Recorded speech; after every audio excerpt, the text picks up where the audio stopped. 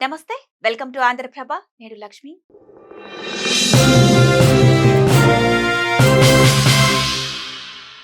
తెలంగాణ ప్రభుత్వం వరి సన్న రకాలు సాగు చేసిన రైతులకు శుభవార్త చెప్పింది. ఎన్నికల హామీ మేరకు సన్న వడ్లకు క్వింటాలకు 500 బోనస్ ఇచ్చేందుకు ఆమోదం తెలిపింది. ఇందుకోసం ప్రభుత్వం 649.84 కోట్ల నిధులను విడుదల చేసింది.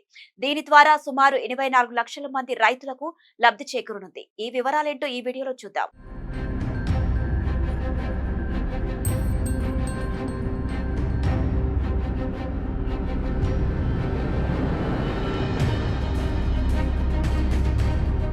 సన్న రకం వరి ధాన్యం పండించిన వారికి క్వింటాలకు 500 చొప్పున సోమవారం నుంచి రైతుల బ్యాంకు ఖాతాల్లో జమ చేయనుంది ప్రభుత్వం. గత వానాకాలం సీజన్లో ధాన్యం కొనుగోలు కేంద్రాల్లో విక్రయించిన రైతులకు ఈ డబ్బులు పడనున్నాయి. ప్రభుత్వం యాసంగిలో పండించిన సన్న రకం వరి ధాన్యంకు బోనస్ చెల్లించలేదు. దీంతో వానాకాలం పంటకు అయినా చెల్లిస్తారా లేదా అనే ఆందోళన రైతుల్లో గత కొద్ది రోజులుగా నెలకొంది. ప్రభుత్వం ఎట్టకేలకు వానాకాలం పంటకు బోనస్ విడుదల చేస్తుండటంతో రైతులు హర్షం వ్యక్తం చేస్తున్నారు. అయితే సన్న రకం బియ్యం విక్రయించిన రైతులకు బోనస్ జమ చేసేందుకు ప్రభుత్వం ఇప్పటికే 649 కోట్లు విడుదల చేసింది. సోమవారం నుంచి వీటిని నేరుగా రైతుల అకౌంట్లోకి విడుదల చేయనున్నారు.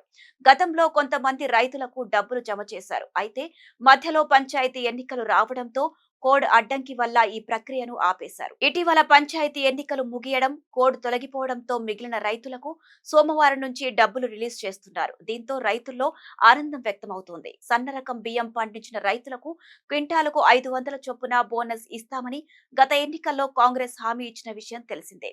ఆ హామీ ఇప్పుడు రేవంత్ సర్కార్ నెరవేర్చుకుంటోంది.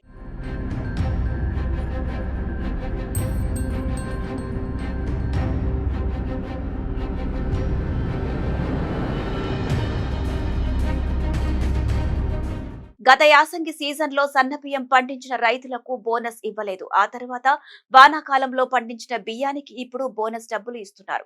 గత యాసంగి సీజన్ కు ఇవ్వకపోవడంతో రాబోయే యాసంగి సీజన్ కు బోనస్ ఇస్తారా లేదా అనే ఆందోళన రైతులను తికమక పెడుతోంది. బోనస్ పై ముందుగానే ప్రకటన చేస్తే బాగుంటుందని రైతులు డిమాండ్ చేస్తున్నారు.